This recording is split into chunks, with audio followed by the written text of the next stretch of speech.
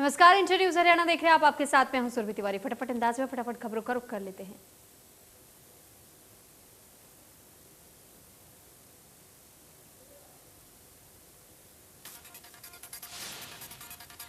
मुख्यमंत्री मनोहर लाल का दिल्ली दौरा। आज सीएम कई केंद्रीय मंत्री और पार्टी आलाकमान से करेंगे मुलाकात।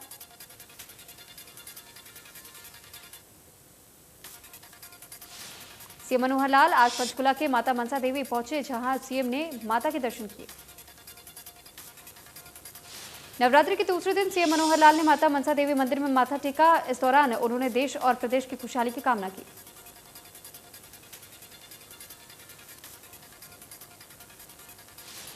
आज शारदीय नवरात्रि का दूसरा दिन। आज के दिन मां ब्रह्मचारिणी की पूजा होती है।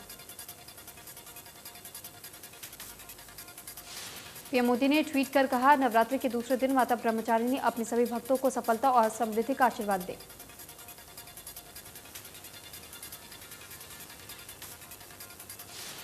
वर्ल्ड कुश्ती चैंपियनशिप में हरियाणा की बेटियों का दबदबा देखने को मिला है। भारत की महिला पहलवान सरिता मोर ने गुरुवार को वर्ल्ड कुश्ती चैंपियनशिप में ब्रॉन्ज मेडल जीता है। सोनीपत की बेटी सरिता मोर ने स्वीडन की पहलवान सारा लिम्बोर्ड को 8-2 से हरा करके 59 किलोग्राम कैटेगरी में ब्रॉन्ज मेडल अपना नाम किया है। वो छठी भारतीय महिला पहलवान बन चुकी हैं जिन्होंने वर्ल्ड कुश्ती चैंपियनशिप में ब्रॉन्ज मेडल जीता है।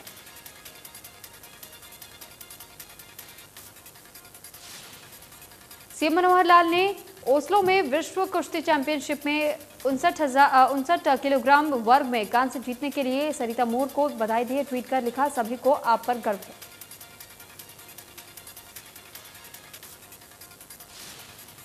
अंशु मलिक ने इतिहास रचते हुए वर्ल्ड चैंपियनशिप में सिल्वर मेडल जीता है। हालांकि अंशु मलिक गोल्ड से चूक गई। वह भारत की तरफ से वर्ल्ड चैंपियनशिप में सिल्वर जीतने वाली पहली पहलवान बन चुकी हैं।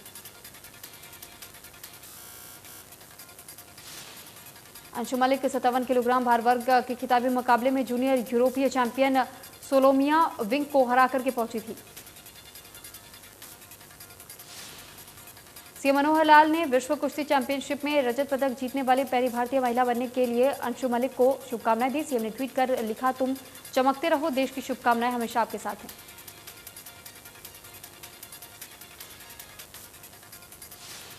आज भारतीय वायुसेना का 89वां वर्षगांठ का स्थापना दिवस मनाया जा रहा है। भारतीय वायुसेना दुनिया की सबसे ताकतवर वायुसेना में से एक है। वायुसेना ने उनके बारे में अपने पराक्रम से भारत को गौरवान्वित किया है। इस साल भारत पाकिस्तान युद्ध के 50 साल पूरे होने पर भारतीय वायुसेना इस बार विजय वर्ष के तौर पर मना रही है। वायुसेना प्रमुख वी.आर. चौधरी ने परेड को संबोधित किया। उन्होंने कहा कि कोविड के समय भारतीय वायुसेना ने काफी बढ़िया काम किया है। मौजूदा समय में काफी चुनौतियां बढ़ती जा रही हैं। किसी भी बाहरी शक्ति को हमारी सीमा में नहीं घुसने दिया जाएगा।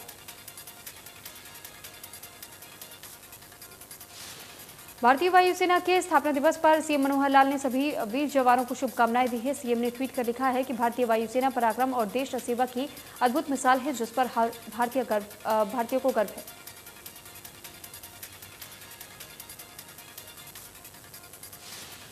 भारतीय वायुसेना दिवस के अवसर पर डिप्टी सीएम दुष्यंत चौटाला ने वीर जवानों को बधाई दी। ट्वीट कर लिखा, अदम्य साहस और दृढ़ संकल्प से मातृभूमि की रक्षा में समर्पित रहने वाली वीर जवानों को सलाम करता हूं।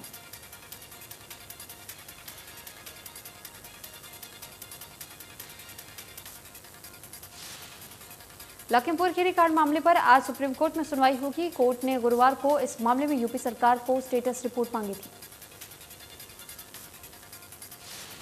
लखीमपुर जाने से पहले अखिलेश यादव ने कहा, जो नामजद है जिन्होंने ऐसी घटना की है वो जेल जाए। सुप्रीम कोर्ट ने स्वतः संज्ञान लिया है। हमें उम्मीद है कि इन परिवारों को न्याय मिलेगा।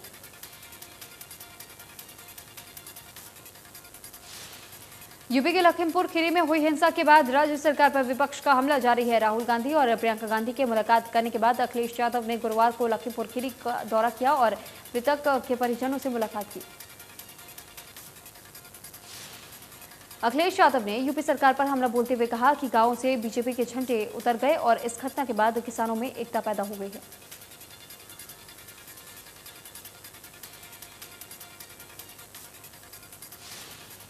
गुरुग्राम में 10 अक्टूबर को मोनी बाबा गौशाला में केंद्रीय मंत्री राव इंद्रजीत सिंह का सम्मान समारोह किया जाएगा। लाखों लोगों की भीड़ इकट्ठा होने की उम्मीद जताई जा रही है। केंद्रीय मंत्री राव इंद्रजीत सिंह का स्वागत समारोह किसान संगठन की तरफ से किया जाएगा। किसानों को वापस लगभग 350 करोड़ रुपए की मुआवजा राशि भरनी थी। इस समस्या का निवारण केंद्रीय मंत्री राव इंद्रजीत ने किया।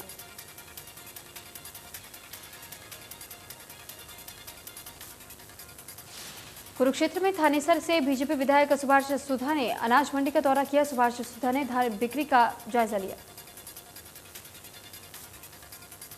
विधायक सुभाष सुधा बोले, मंडी में कोई समस्या नहीं है। विधायक ने कहा कि फसल का एक दाना खरीदा जाएगा। विधायक के मंडी दौरे को लेकर के प्रशासन भी अलर्ट मोड पर।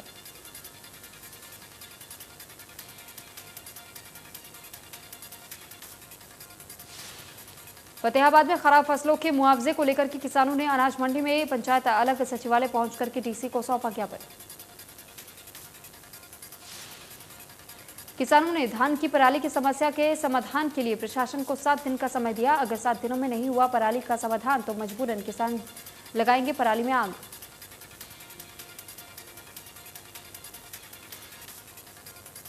पलवल में आजादी का अमृत महोत्सव के अंतर्गत गुरुवार को कृषि एवं किसान कल्याण विभाग की तरफ से फसल अवशेष प्रबंधन करने के लिए जागरूकता वैन चलाई गई। कार्यक्रम के दौरान उपायुक्त कृष्ण कुमार ने वैन को हरी झंडी दिखाकर के रवाना किया। अवसर पर अतिरिक्त कृषि निदेशक आरएस सोलंकी, उप कृषि निदेशक महावीर सिंह, कुलदीप सिंह तेवतिया भी मौजूद थे।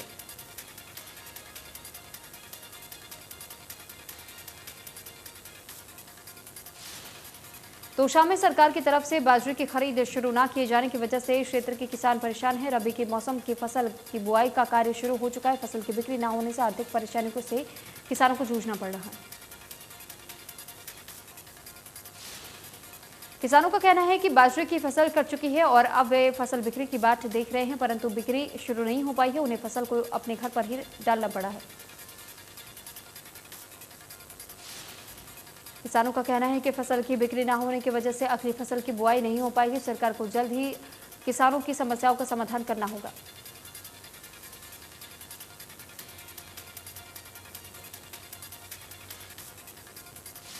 सिरसा के ऐलनाबाद उपचुनाव को लेकर के भाजपा प्रत्याशी गोविंद कांडा ने नामांकन किया है। उनके साथ ही भाजपा के प्रदेश अध्यक्ष ओपी धनखड़, पूर्व प्रदेश अध्यक्ष सुभाष बराला, जिला अध्यक्ष आदित्य देवीलाल और अन्य मौजूद रहे।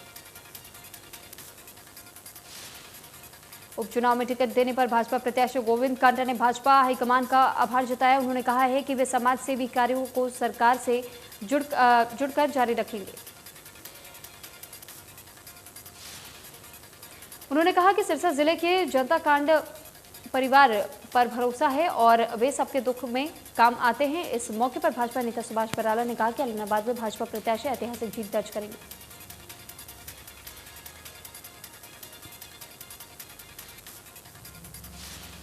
भाजपा प्रदेश अध्यक्ष ओम प्रकाश धनखड़ ने ऐलनाबाद क्षेत्र से बीजेपी का विधायक बनने का दावा किया है। हल्के की जनता सरकार में अपनी भागीदारी चाहती है, इसलिए भाजपा उम्मीदवार गोविंद कांडा को ऐलनाबाद क्षेत्र से विधायक बना करके जनता भेजेगी।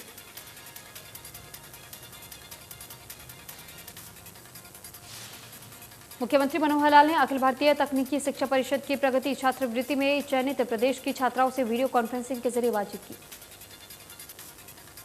इस मौके पर मुख्यमंत्री ने कहा कि ये गर्व की बात है कि अखिल भारतीय तकनीकी शिक्षा परिषद की ओर से आरंभ की गई छात्रवृत्ति योजना में हरियाणा से प्रगति छात्रवृत्ति के लिए 280 छात्राओं और सक्षम छात्रवृत्ति के लिए 19 छात्रों का चयन हुआ है।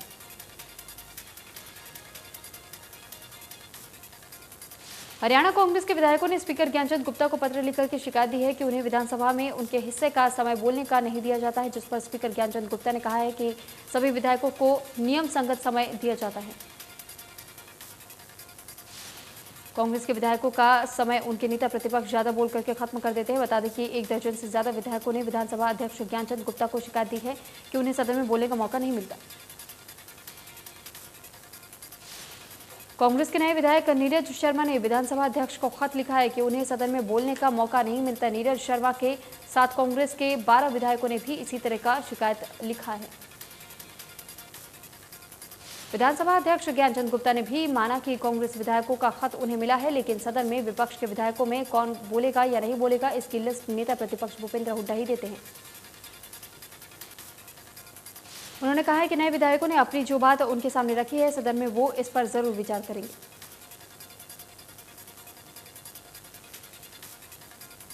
गुरुवार को मुख्यमंत्री आवास पर महामंडलेश्वर स्वामी धर्मदेव जी महाराज का आगमन हुआ। इस अवसर पर उन्हें शारदीय नवरात्रों की शुभकामनाएं देते हुए मां अंबे की एक प्रतिमा भेंट की गई।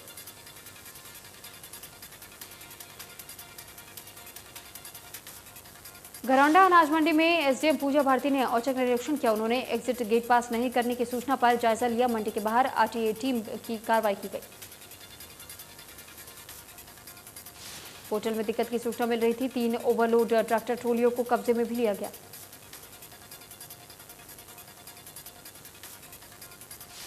सोनीपत में प्राइवेट बिल्डरों का नया मामला। जीटी रोड पर कुंडली में बनी टीडीआई किंग्सबरी का है। रेजिडेंट्स ने खुले तौर पर आरोप लगाया कि ये गगनचुंबी इमारत ऐसे पिलरों पर टिकी हुई है जो कि कमजोर होने लगे हैं। इमारत को बने हुए मुश्किल से 15 साल ही हुए हैं, जिसमें 3000 फ्लैट, जिनमें से करीब 70% फ्लैट्स में 2000 से ज्यादा परिवार रह रहे हैं। रेजिडेंट्स मामले को लेकर के सीएम विंडो से लेकर के जिला प्रशासन तक को शिकायत दे चुके हैं। लोगों ने बिल्डर पर आरोप लगाते हुए कहा है कि मिलीभगत से इमारत के निर्माण में सिर्फ खानापूर्ति की गई है। उनकी बुनियाद बेहद मजबूत होनी चाहिए थी।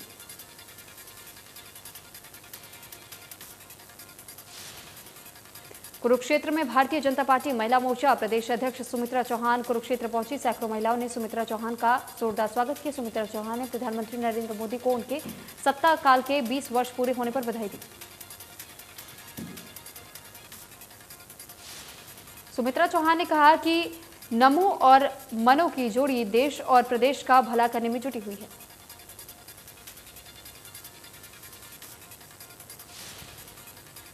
किसान आंदोलन को लेकर के सुमित्रा चौहान ने कहा है कि भोले भाले किसानों को बहला फुसला करके विपक्षी दल अपनी राजनीतिक रोटियां सेक रहे हैं, क्योंकि विपक्ष के पास कोई और मुद्दा नहीं बचा।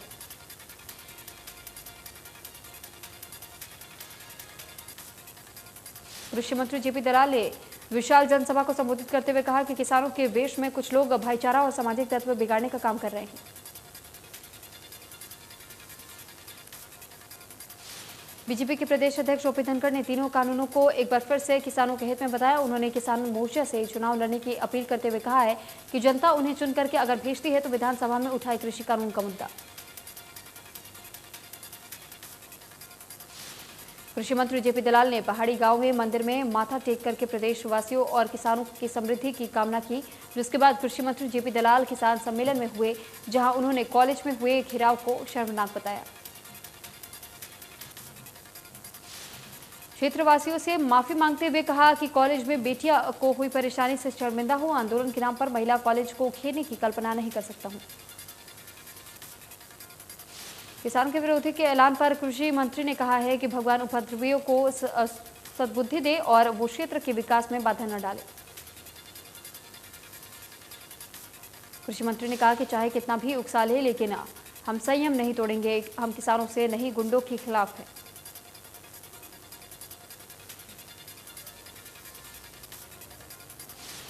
सहारनपुर में कांग्रेस और अकाली दल के नेता भारी मात्रा में शाहजहांपुर बॉर्डर पर पहुंचे। कांग्रेस के वरिष्ठ नेता नवजोत सिंह सिद्धू समेत 6 विधायकों को सहारनपुर पुलिस ने यूपी हरियाणा बॉर्डर पर रोका।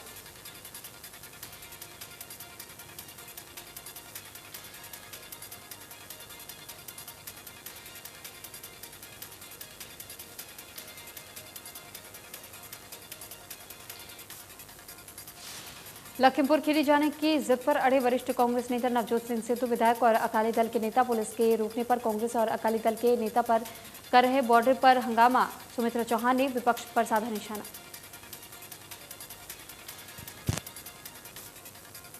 किसान आंदोलन को लेकर के सुमित्रा चौहान ने कहा कि भोले भाले किसानों को बहला फुसला करके विपक्षी दल अपनी राजनीतिक रोटियां सेकने का काम करे, क्योंकि विपक्ष के पास कोई मुद्दा नहीं बचा।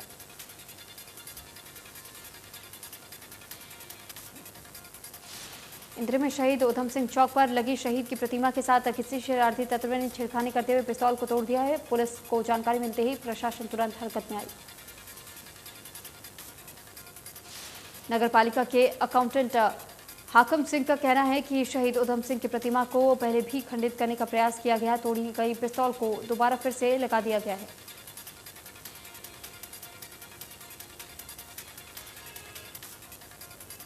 कैथल में वीरवार को प्रधानमंत्री नरेंद्र मोदी ने नागरिक अस्पताल में स्थापित किए गए 1000 लीटर प्रति मिनट ऑक्सीजन प्लांट का वर्चुअल माध्यम से उद्घाटन किया।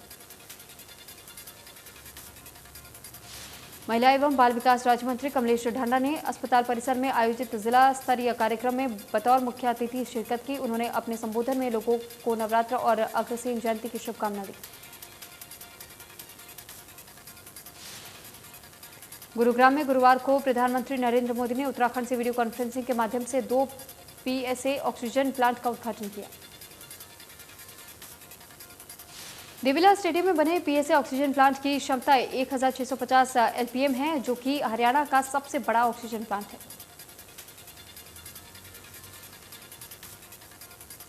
देश में पिछले 24 घंटे में कोरोना वायरस के 21,462 नए मामले सामने आए। 24,955 रिकवरी हुई और 276 लोगों की कोरोना से मौत हुई।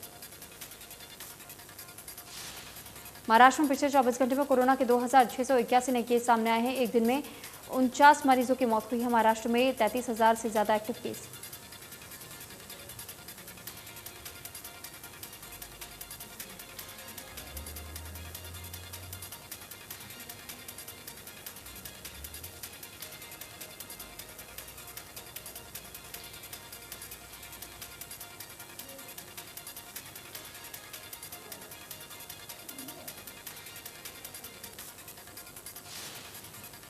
दिल्ली में 24 घंटे में कोरोना के 44 नए केस मिले हैं। एक दिन में 15 मरीज रिकवर हुए। दिल्ली में अब तक 383 एक्टिव केस। प्रदेश में कम हो रहा है कोरोना। पिछले 24 घंटे में कोरोना के 12 नए केस सामने आए हैं। एक दिन में 12 मरीज रिकवर हुए। प्रदेश में 273 एक्टिव केस। अंबाला नगर निगम फिर से एक बार विवादों के कटघरे में खड़ा हो गया है। अवैध अतिक्रमण को लेकर के अंबाला के पूर्व मेयर और निगम के एमआई निगम में भिड़ गए हैं और देखते ही देखते दोनों के बीच भिड़ंत हाथापाई में बदल गई। पूर्व मेयर की शिकायत पर अंबाला में एमई के खिलाफ एफआईआर दर्ज कर ली गई है। मेयर के आरोप है कि एमई ने उन्हें जाति सूचक शब्द भी कहे हैं। वहीं पुलिस मामले की जांच में जुटी है।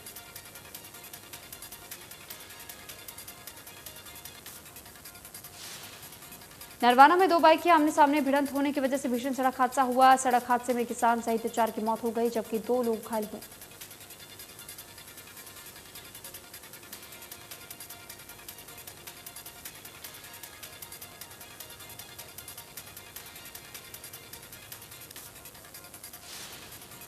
कैथल में बिजली निगम के जेई पर 44 लाख रुपए हड़पने का मामला सामने आया है। निगम के बार बार नोटिस देने के बावजूद जेई ने सामान जमा नहीं करवाया।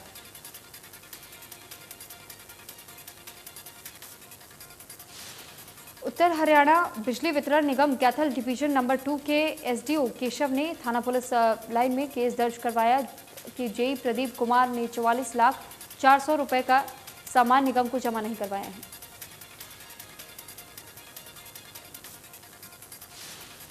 घरौंडा में नसीब बिहार कॉलोनी में चोरों का आतंक देखने को मिला है। चोरों ने एक मकान को निशाना बनाया है। चोर मकान की अलमारी का ताला तोड़ करके 2 लाख की नकदी और लाखों के गहनों पर हाथ साफ कर गए।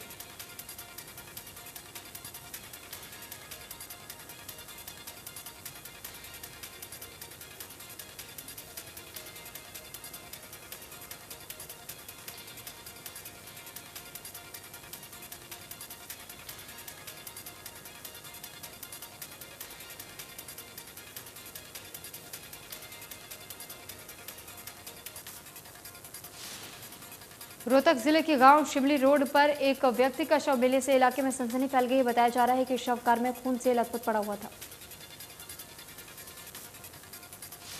शव को ग्रामीणों ने देखा तो ग्रामीणों ने इसकी सूचना पुलिस को दी। मौके पर पहुंची पुलिस ने जांच पड़ताल शुरू कर दी।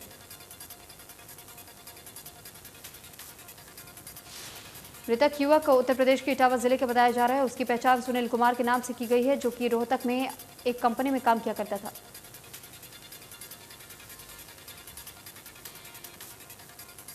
पीएम नरेंद्र मोदी आज उत्तराखंड दौरे पर हैं। इस दौरान पीएम मोदी ने देश के 35 ऑक्सीजन प्लांट देश को समर्पित किया है।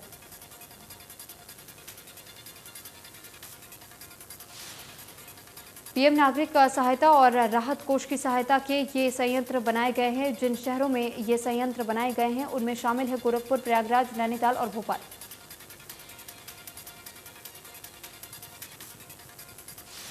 पीएम ने कहा कि इन प्लांट्स के शुरू हो जाने से अब देश के दूर दराज वाले इलाकों में भी नए वेंटिलेटर्स की सुविधाएं मिल सकेंगी। Made in India corona vaccine का तेजी से और बड़ी मात्रा में निर्माण हो रहा है। पीएम ने कहा कि ये हर भारतवासियों के लिए गर्व की बात है। कोरोना वैक्सीन के 93 करोड़ डोज लगाई जा चुकी है। बहुत जल्द हम 100 करोड़ के आंकड़े को पार कर जाएंगे। सरकारी तेल कंपनियों की ओर से आज तीसरे दिन भी पेट्रोल डीजल के दामों में बढ़ोतरी हुई है। आज डीजल के दामों में 34 से 37 पैसे तो वहीं पेट्रोल के दाम 26 से 30 पैसे बढ़े हैं। दिल्ली में पेट्रोल का दाम 103.54 रुपए जबकि डीजल का दाम 92 रुपए 12 पैसे प्रति लीटर हो गया है। मुंबई में पेट्रोल की कीमत 109 रुपए 54 पैसे प्रति लीटर तो डीजल की कीमत 99 रुपए 52 पैसे प्रति लीटर हुआ है। कोलकाता में पेट्रोल के दाम 104 रुपए 23 पैसे जबकि डीजल के दाम 95 रुपए 23 पैसे प्रति लीटर बढ़ गए हैं। वहीं चेन्नई में भी पेट्रोल 101 रुपए 1 पैसे पर जा पहुंचा है तो डीजल 96 रुपए 60 पैसे प्रति लीटर हो चुका है।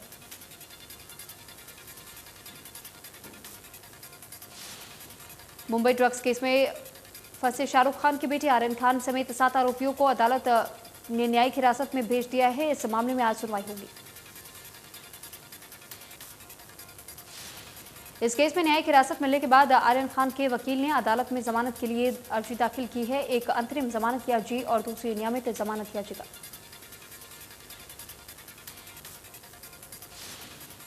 केंद्र शासित प्रदेश लद्दाख के लेह में आधी रात भूकंप के झटके महसूस किए गए। नेशनल सेंटर फॉर सिस्मोलॉजी ने भूकंप की तीव्रता 3.8 आंकी। इसके अलावा देर रात म्यांमार में भी भूकंप के झटके महसूस किए गए। 5.5 तीव्रता मापी गई। इसके साथ ही किसी के भी हताहत होने की कोई खबर सामने नहीं आई।